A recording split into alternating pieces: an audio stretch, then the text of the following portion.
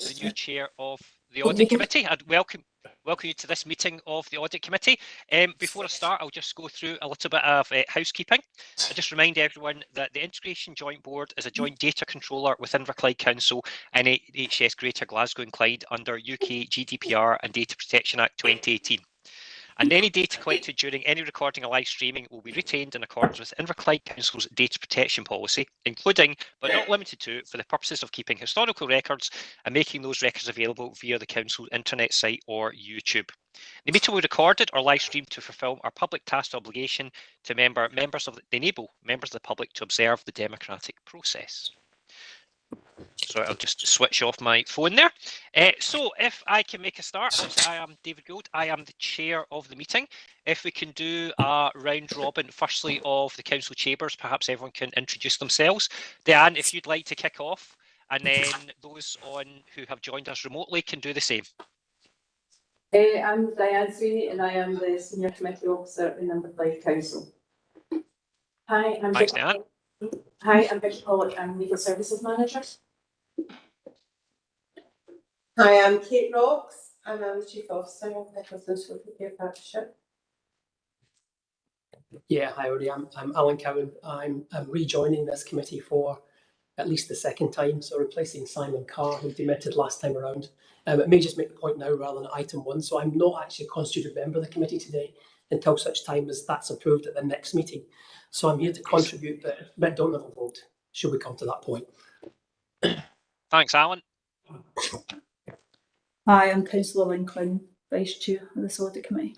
Thanks.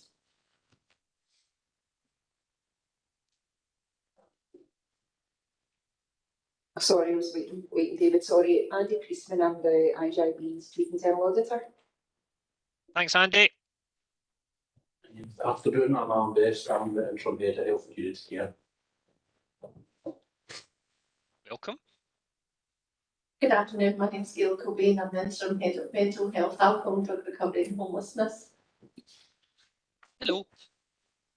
Good afternoon, I'm Marie Kears. I'm the Senior Finance Manager here for Craig Gibbon, the Chief Finance Officer today. Welcome, Marie. Now I'll just go round the screens. Audrey, could you kick us off, please? Hello there, I'm Audrey Howard. I'm the Interim Head of Service Protection. Thanks, Audrey. Now, apologies if I mispronounce your name. Kirsty? You got it spot on. Excellent. I am substituting for Diana McCrone today as the staff side representative. Excellent. Thanks, Kirsty. Chris? Hi, afternoon, everybody. My name's Chris Paisley. I'm a Senior Manager at KPMG. I'm responsible for the audit, the external audit of the IJB. Welcome, Chris. Charlene? Hi everyone, I'm Charlene Elliott, Chief Executive of CBS Inverclyde, a non-voting member of the IJB and the IJB Audit Committee. Hi Charlene. Sandra? She's on mute. Oh, I'm afraid you're on mute, Sandra. Sorry. That's okay. Councillor Reynolds, I'm replacing Councillor Robertson on this committee. Welcome. Okay. And then finally, Colin and Ian. David, I'm a Senior Committee Officer here to help Diane with the running of the meeting. Thanks, Colin. Afternoon, I'm Ian Strachan, I'm Head of Legal. The Council, I'm doing the live streaming to cover for colleagues. Thanks, Ian. Right, I believe that is everyone. Do we have, first order of business, do we have any apologies, substitutions and declaration of interest? I believe we've covered some of those already, but let's record those formally. We have an apology from Diane McCrone. We have Kirsty Rydell substituting. Are there any declarations of interest? I have none. Does anyone else? I'll take that as read. We have. Apologies for Craig Gibbon, but we have Marie Kears here in his place. Excellent. Thanks, Kate. Okay, if we can then move on to items for action then, please. We'll start with the minutes of the IGB Audit Committee of the 26th of June 2023. I suggest we do this by exception. Does anyone have any amendments, corrections, or anything they wish to have noted on this, or are we happy to proceed with this? I'm looking around with Celebrity Squares and I'm not seeing anyone raising any points of this, so I take it we can accept those as an accurate reflection of the previous meeting. Thank you very much. Now, moving on to item number 3, the annual report, so the meaty part of the meeting today. So, Kate, if you could perhaps speak to this, and then we shall open it up to questions. I'm going to hand it over to Mary because she's much more of an expert around financial matters than myself. No bother. So thank you, Kate. Over to Mary. Thank you. Brilliant. Thanks, Kate. I won't last long either. I'm going to hand over to Chris in a wee minute. I'm happy to present the audited annual accounts for 22-23 and the associated audit opinion.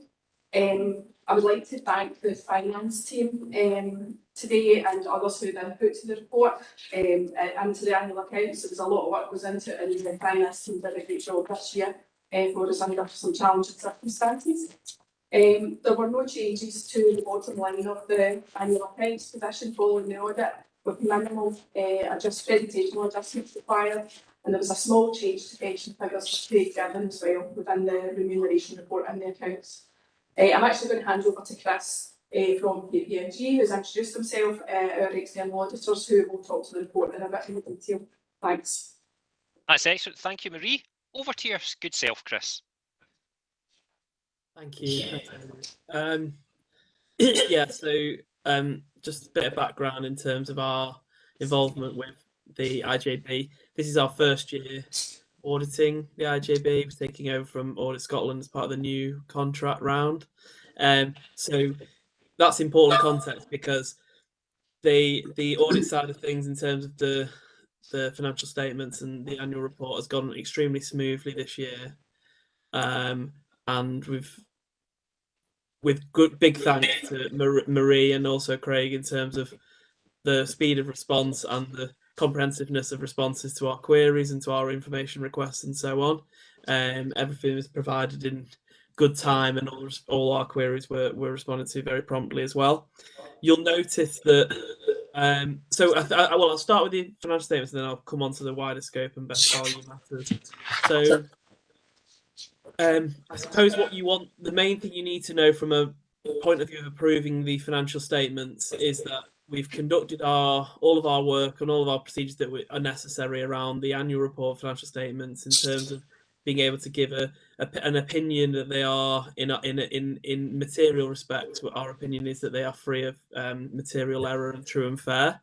So we've done that. We've been able to do that, and we've not identified any material adjustments to the accounts as part of that audit. So once all the I's are dotted and T's are crossed, we'll be in a position to sign that unqualified opinion on the financial statements, which is a great position to be in and is testament to the work that Marie and Craig have put into that process. I wasn't going to say any more than that. I'm happy to take our report, which is at the back of the agenda item, the narrative report that's at the very back of that pack item will tell you the background that you need to know in terms of the risks we've identified as part of the audit, which are in line with those we're required to do via the international standards on auditing, what we've done in response to them, and our overall findings. So I won't say any more than that really, other than to say that we're happy with the set of accounts that are presented to you and in front of you for approval. Happy that we can sign an unqualified opinion on them. As for the wider scope and best value work, has been a kind of deliberate separation of those two elements of our work. Although they are linked, we're not required to have completed that in order to sign the opinion on the accounts per se. What we need to do is produce an annual auditor's report, of which what you have in front of you is an extract really, and the first version of it before we add in our commentary around the wider scope and best value work that we are required to undertake by Audit Scotland. So that work has progressed really well, and we've got an initial draft in place in terms of that commentary, and And overall, that's looking like a pretty positive picture, with no significant issues arising. But ultimately, our intention is to provide that annual auditor's report in line with the required timescales by the end of October. And that can then come to your follow-up meeting, I think, in November. And we're happy to come and talk to that and the wider scope side of things. So today it's very much about focusing on the financial statements, whether they meet the disclosure requirements that are in place for an IJB, and whether they are, in our opinion, free of material misstatement, which we're happy to conclude they are, which should give you hopefully the assurance that you require to be able to approve those accounts. I wasn't going to say any more than that, Chair, unless there's anything you wanted me to specifically cover.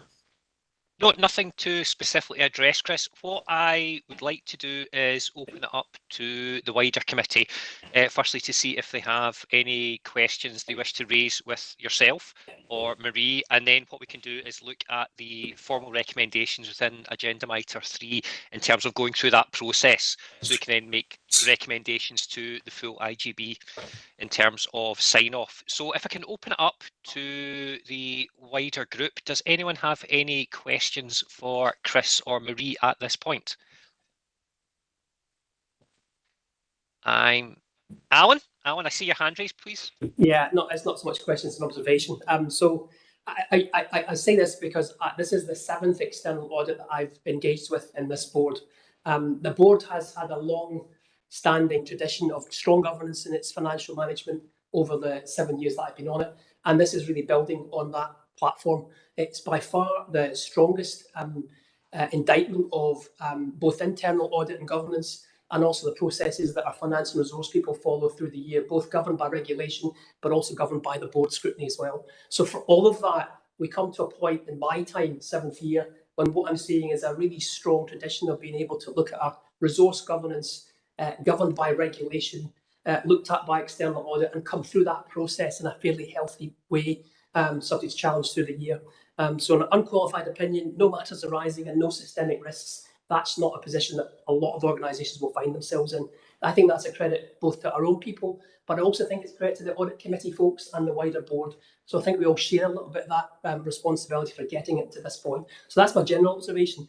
I did mention in the pre-meet about the best value work. So just for the record, I'm just keen to note that we're going to get the best value work later. It sounds like we'll get it by November. I think it's important we do, because I think we have other challenges downstream to meet between November and March. So it'd be helpful to get that best value report to the next board so we can clear that. And I guess the only other observation I've got, which would be for you, David, is that so that we don't have to replay this discussion for some of us for the 3rd time today, if you're persuaded, I think it would be helpful for you to, if you get to the point at this item, when you can offer the full board a level of assurance because of the scrutiny in the pre-meet that we've had today, I think that would save us 10 minutes of discussion in the next meeting. So I'm just throwing that out if you hadn't thought about it. In summary, I think a fantastic piece of work by our team, and we're grateful for the Year 1 auditors taking a look at the history of this and coming to good conclusions. Thank you. Thank you, Alan, and that's very helpful from certainly my perspective, and I'm sure other members of the committee, in terms of your historic knowledge of this and be able to give that assurance effectively and given that perspective of where we've got to and where we are. I also would like to formally record my thanks to Marie, Craig and the entire team, because it's and of course Chris's team as well, it's no small achievement to actually get an unqualified audit report. No issues whatsoever, no outstanding recommendations with new auditors, because obviously they come in with a new set of eyes, different set of questions. So that's a really good bit of teamwork. I think formally should record that committee. So our thanks for that. So well done, guys. That's the feather in your cap. It's a shame Craig can't be here to hear that as well, but I'm sure that will be communicated to him as well. Are there any other questions or points want to be raised? I'm not seeing anyone. So in that case, in terms of the recommendations, as a paper, we have to formally, we're asked to recommend to authorise the Chair, Chief Officer and the Chief Financial Officer to accept and sign the 22-23 accounts. Now, I am absolutely persuaded on this. Is there anyone else who wishes to object, or are we all content for this to be approved? And looking around the room, I'll take that the silence as approval. And then consider, in the technical side, consider the letter of representation contained within Appendix 1 and recommending the signing of that by the Chief Financial Officer. I'll take it as read that we've all read it. Are we all happy to continue on the basis of recommending the signing of that by Kate? Again, I'll take that as read. This is excellent. Have we noted the content of ISA 260? We note the content of ISA 260 report at Appendix 3. Do you have any points on that to raise? No, I'll take that as read. And obviously, the best value we have discussed. And I am content with that. And I'm not seeing anyone else raising any issues or concerns at this point. So if that is where we are, may I say that that is an excellent piece of work. And I think we can say that agenda item 3 has been dealt with. So well done, everyone involved in the process. So if we can now then move on to agenda item number 4, as I just go through my papers. This is the IGB Audit Committee rolling annual work plan. Now, from my reading of this, it appears that all the items for 25th September, today's meeting, are considered at this meeting. Andy, would you have anything you'd like to speak to this, or anything you'd like to add to this report on the rolling work plan, please? Through you, Chair, nothing specifically for 25th of September. Chair, there's just a couple of things in the 25th of March meeting, the 24th of June. I just have some additional dates to add in for some of these reports. I just need to tie them into the submission dates to make it clear on the rolling workforce, the work plan going forward. I'll make sure that's updated for the November committee. Thanks. That's great. Thank you very much for that, Andy. Does anyone have any questions or comments? Nope, I'm not seeing any. Okay, in that place, we shall proceed apace to item number 5, Internal Audit Progress Report. So if we could speak to that, please, Kate. I believe this is you. No, actually, David, it's actually Andy that will take this for. Andy, oh, sorry, you're right. It's Internal Audit. My apologies. It has your name in the bottom of it, so apologies for that. No problem. Thanks, Chair. So since the last internal audit meeting in June this year, there's been no reports finalised. We're starting to we've progressed the 23-24 audit plan, and we do have one review which has just recently been finalised in relation to best value arrangements. So that will come to the November meeting of the audit committee. The work on the other audit in relation to the SIPFA guidance, which was released in October 2022, we're going to undertake an informal session with audit committee members in terms of the updates to the guidance and undertaking work on the self-evaluation framework. So I'll set up a separate meeting with yourself, Chair, just to manage that informal meeting. In terms of reports that have been undertaken that may be of interest to the board, they're set out at paragraphs 3.8 and 3.9 of the reports. In relation to internal audit actions, there weren't any actions due for completion by the 31st of August. There is one action that's currently being progressed in relation to the integration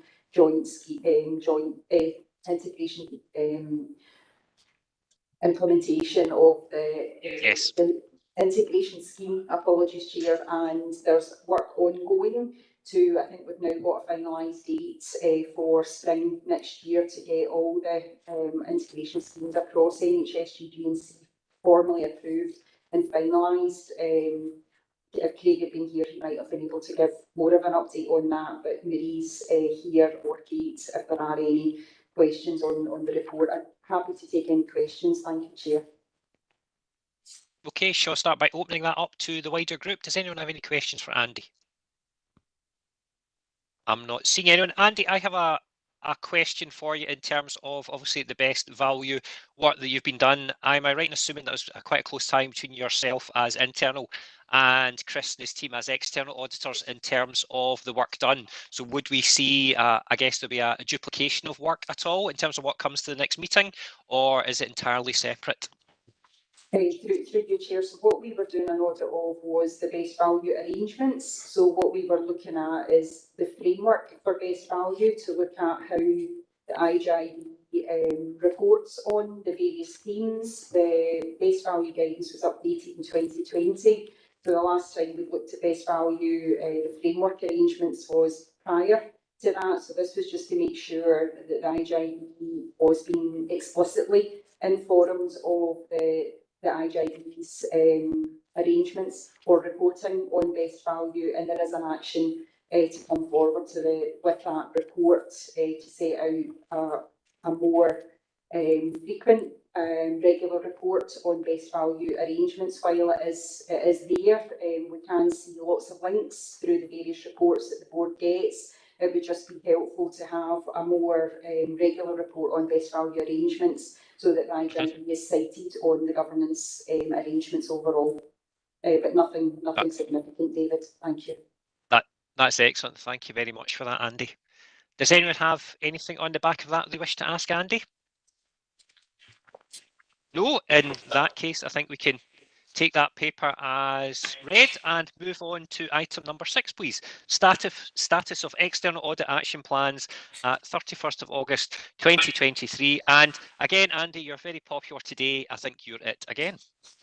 Thanks, Chair. So I just coordinate this on behalf of external audit, and obviously Chris is here today if there's anybody particularly wants to focus on. But in terms of, there were no actions due again at the 31st of August, and there's one current external audit action, and that again relates to the IJB integration scheme, and I think Chris's work will obviously reflect that within their wider dimensions work, which will come forward to the November meeting also. Thanks, Chair.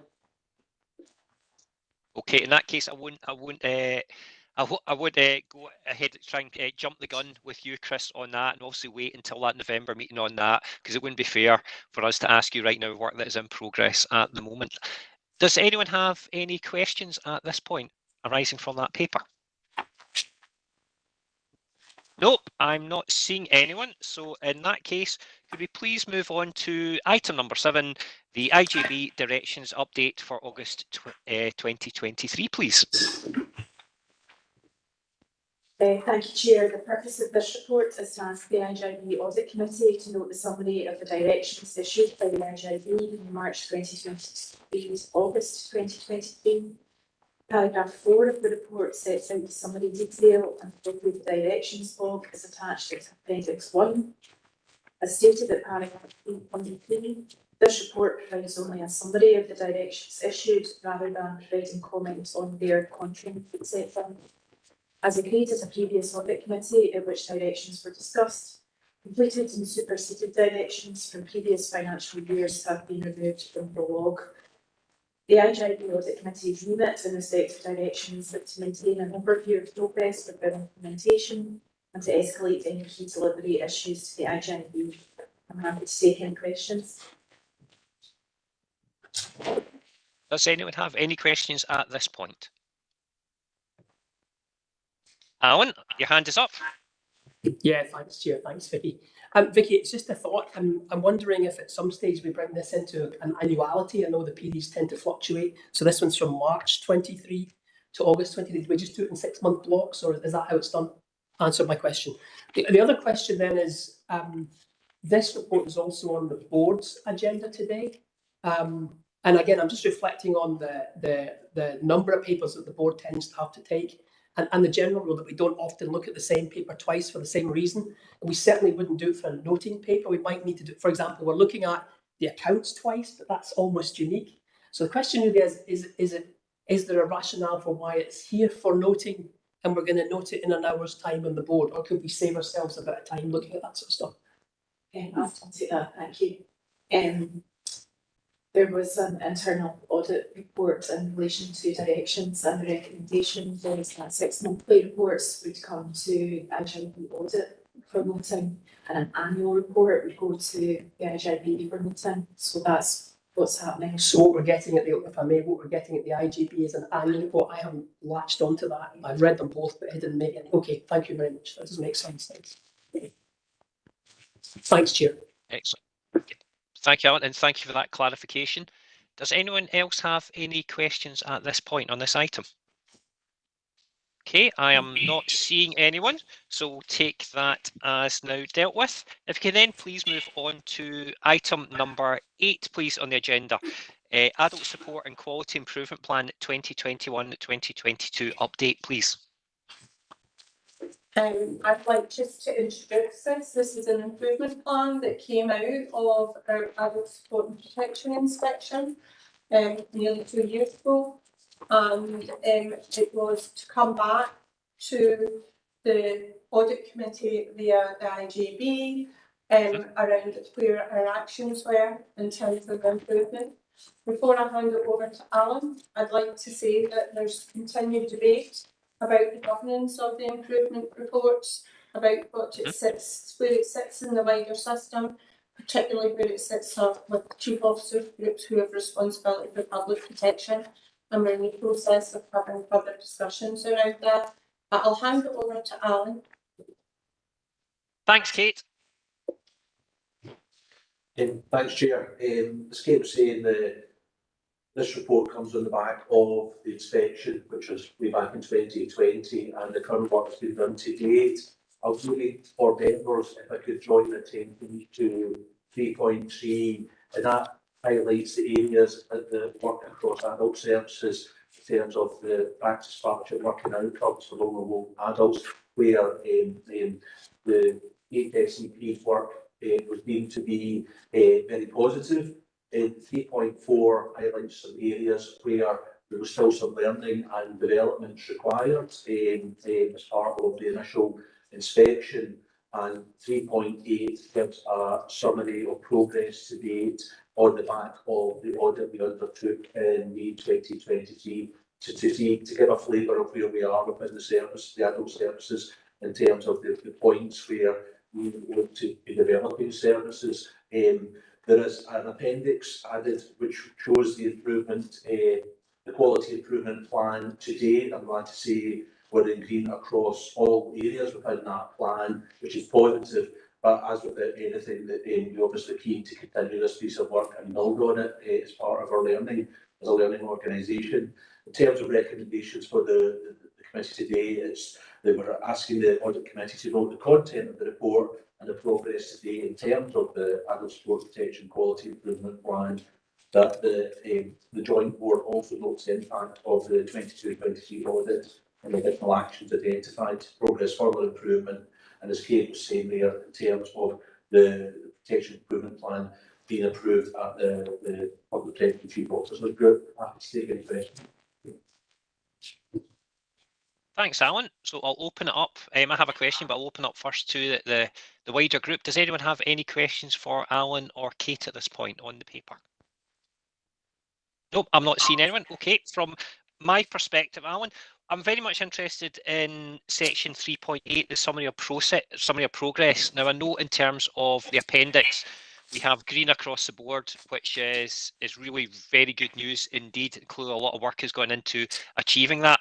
Just trying to get a sense of what are the next steps going forward to build on this, because I looked through the summary of progress, and for example, in 3.8a, we talk about the chronology template and guidance. There's been a decrease in that, and that's going to be examined. So is there a way of giving us a summary of what else is going to be done going forward? Because it feels like we've hit the key markers, the key things we wanted to achieve. It's what else is still to be done that I'm trying to get a sense of. So, Chair, if you don't mind me coming in, so there's a duality around governance. Thanks, Kate. It would appear around the Adult Support and Protection Improvement Plan.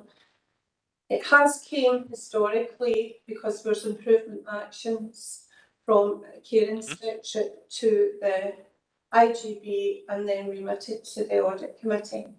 But this improvement plan is bigger than health and social care or social work. It looks at all partners, all multi-agency partners.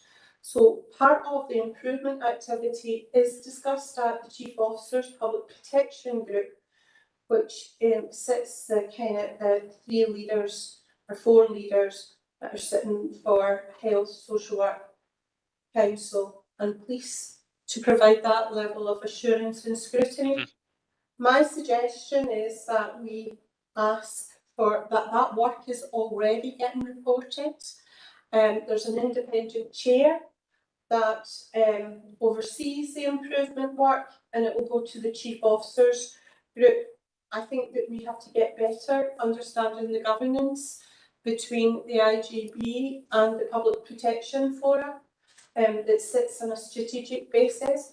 I would imagine that if there was any level of improvement required around the improvement work, it should get remitted back to here for the Audit Committee to be appraised of it and to take that work forward from a health and social work and social care perspective, because we can't take responsibility for other partners within the adult support and protection agenda.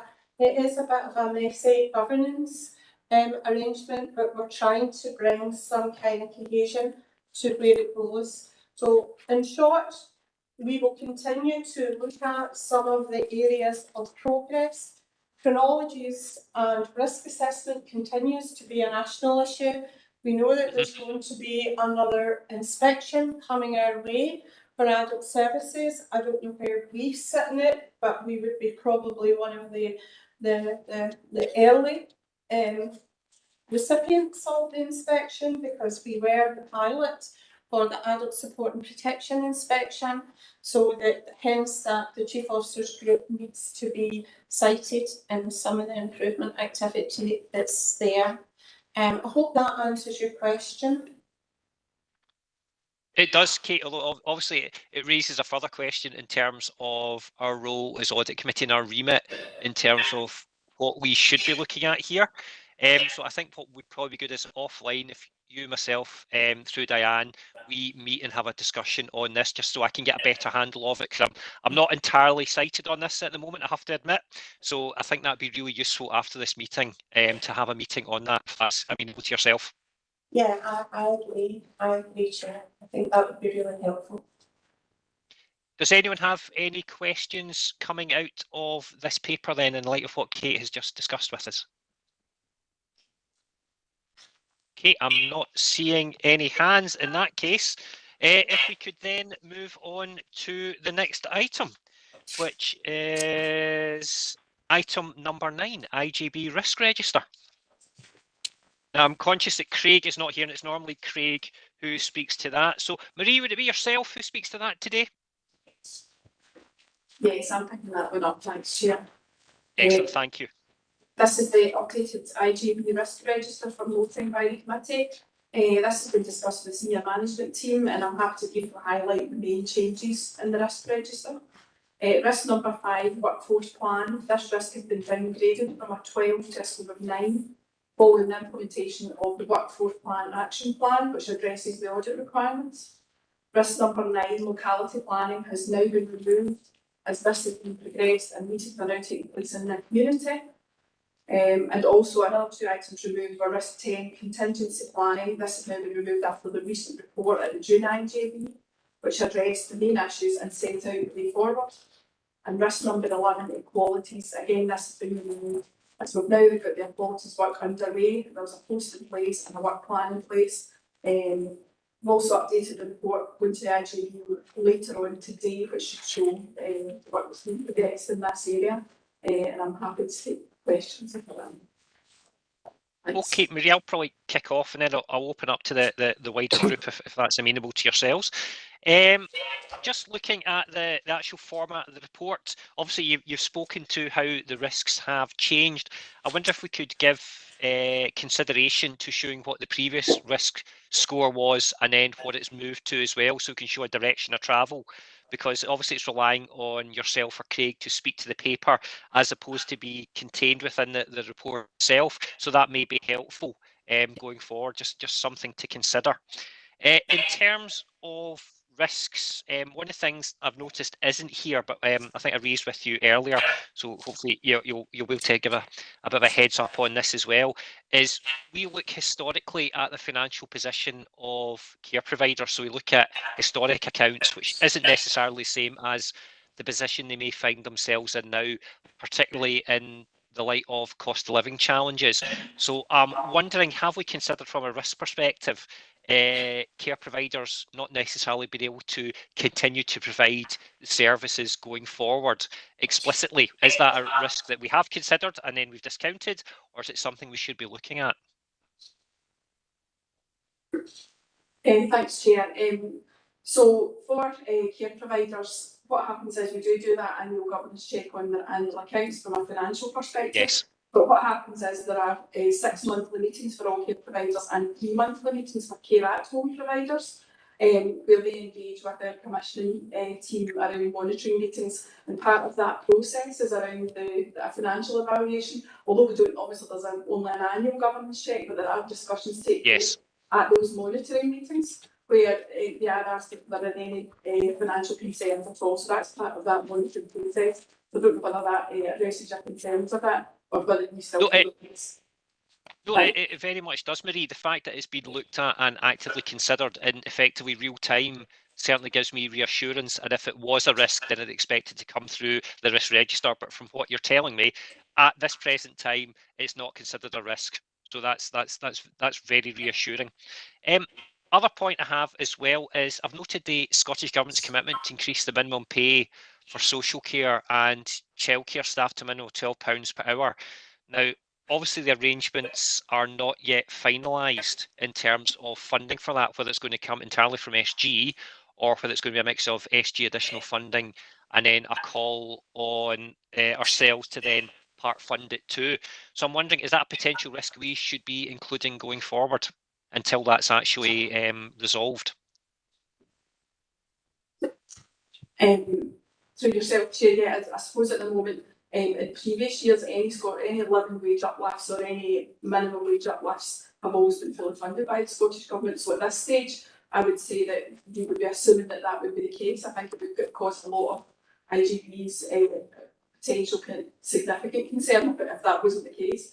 For the moment, I would expect that would continue. Obviously, we would need to consider that if the information came out any differently. We would need to consider that as part of the budget process and part of we would need to update the financial plan accordingly. But at this stage, I would expect that it should be fully funded. Thanks. Okay, that's very helpful, Marie. Thank you for that. Could I open it up to the wider group, please? Does anyone have any questions they wish for Marie? I suppose I would just like to add to that, considering that... Oh, thanks, Kate. Right, sorry, Chair, I should say that. I suppose I'd just like to add to that, considering the work that has been done around the hourly rates within Inverclyde, that we're actually sitting there and thereabouts.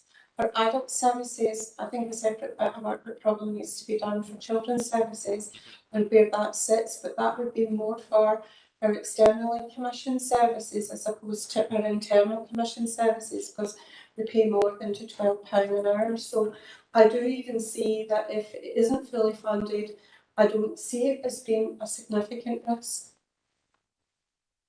That's really helpful. Thank you for that clarity, Kate. Does anyone else have any points or questions they'd like to raise? Alan, I think I see your hand. Thanks, David. Just one point on probably the locality planning risk. I'm just, I guess, a little bit nervous or looking for a bit more assurance somewhere in the middle of both of those. So locality planning has been something that we've, I wouldn't say we've struggled with, but we haven't progressed quite as quickly as we'd hoped to or might do over the years. So it's not something in my mind that we had, that we were well advanced with. And so for me, the idea that there was a little bit of risk remaining around locality planning felt intuitively right. Now, I know I've listened to the report and I'm looking at the words here, but it sounds like we've now got 2 groups formed. It sounds like those groups are meeting. So I guess the assurance I'm looking for is, are we confident as an officer group that we've got leadership of the 2 local locality planning groups, that we're confident that that's resilient, that those groups are meeting and that those groups will help to inform, for example, what we might do for the next strategic plan or local priorities. I think if we were in that space, I would see no risk. I can't myself tick all those off, so I'm looking for officers to reassure me that all those things or many of those things are kind of there. Are the groups formed? Are they meeting? Are they led? And are they likely to be able to be resilient enough to inform us about what they think their priorities are in the round? If that's where we are, I'm content. Otherwise, I still remain nervous. Kate? We're not there. Absolutely 100%. If you wanted me to put a percentage around it, I would say 40. I think that we're meeting, we've identified the memberships. I don't think it's resilient enough, the membership at this moment in time. And I think that I do not think that it's fully formed enough to get a total strong view about our needs and its strategic plan. But it sounds like we're making progress. So I'm more reassured than I was 5 minutes ago. So the question for the audit committee, I think, is whether the risk should be removed or not. It's not something I'm going to speak further on, but I'm just a little bit nervous that we've taken that off the radar when this thing isn't really off the runway yet. So I'll leave that with officers, and David, over to you. Just leave it with officers to think about that. Great. Thank you, Alan. That's a really good point. Thank you. Well made. Does anyone else have any other questions on the back of that? I see hand up, Councillor. Yeah, thanks, David. I've just got a quick question under Risk 11, the equalities legislation. So it's saying it's now been removed as IJB is now compliant, but will we have an improvement plan in place? So it's just how to tie those in, because if we've got an improvement plan, does that mean we are compliant? Because we've still got areas for improvement. And where does, okay, we're removing the risk, where does the improvement plan sit then, that we monitor those improvements do take place? I suppose my understanding around that particular, most IGBs in whole Scotland are in the same place. But actually I think our compliance is much greater than it was. So you're absolutely right to ask the question, Councillor. I think that where we think that we've made huge progress is that there's small bits that we need to get over the line, and the bit that we really need to get over the line is our quality impact assessment around our own workforce. And I think that's where we'll be fully compliant with the legislation. And one of the reasons we aren't is that we've still more work to do in the survey about where we are. So we're more compliant than we were, because we weren't non-compliant. We were partially compliant, and there was process issues around that. So it'll be a matter of the audit committee to see whether that they feel that there's still a level of compliance there. And obviously we're taking it to the IGB as a next agenda item, and it might be useful to hang fire to see where some of the discussion lies there about where we would sit within the risk register and take that back. Okay, so yeah, so is it for the full committee then to agree what that risk is? So it's not for ourselves then to agree. So I would have accepted that the risk would be downgraded but not removed completely. I think my concern is because what you're saying is there's still a bit of work to be done. There's a small bit of work. Yeah, so it's not been, so I'm uncomfortable removing it totally, but Claire, if it's been downgraded, then that's fair enough. But some mention in there that we've still got some elements, especially because it is equalities legislation. So it is quite a significant one for us to kind of miss on.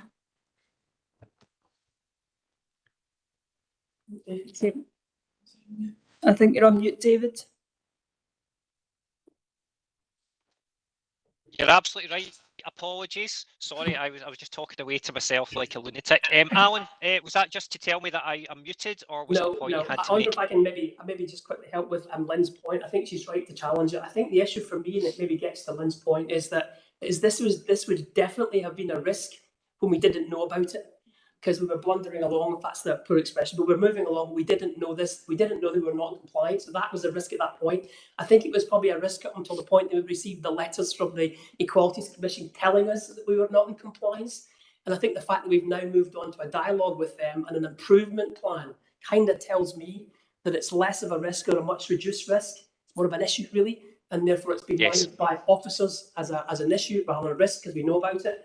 And it's been reported mainly through the, I can't remember if it's 6 monthly or annually, but we have asked for it to come back, I think through the main board. So I think that maybe gets to some of Lynn's point about challenging it as a risk. I think it's probably not a risk now because we know about it. We have an improvement plan which the Equalities Commission has accepted, and it's for us to hold the officers to account for the outcome of those improvements over the next, I think it's 12 or 18 months.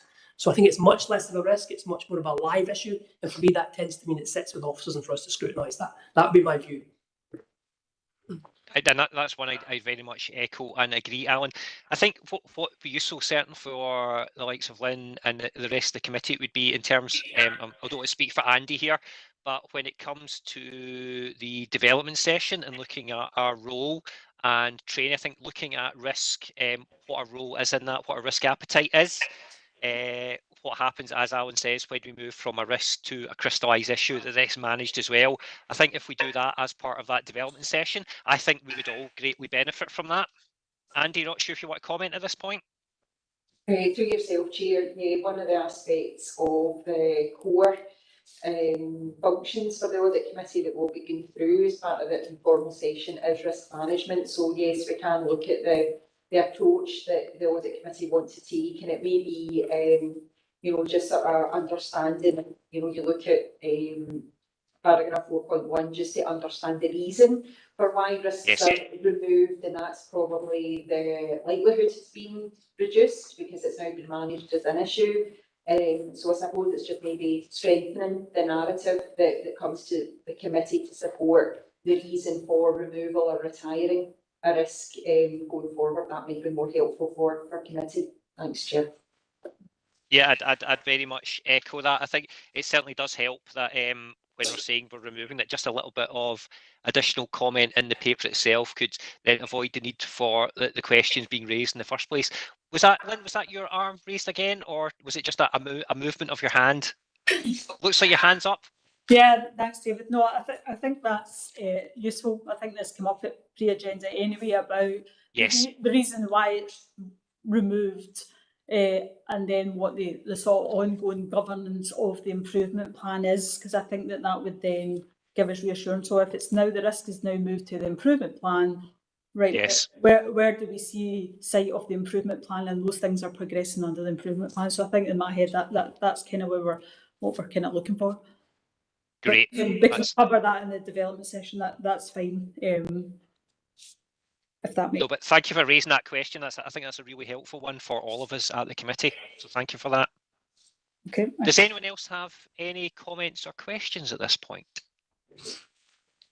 Or I think I may then be safe to say that we have won back 12 minutes, and I think we can draw. We have coffee and whatever. I think we can draw this meeting to a close. Yep, excellent. Well, thank you very much for that. Thank you for making this such a smooth meeting for my first chair of the audit.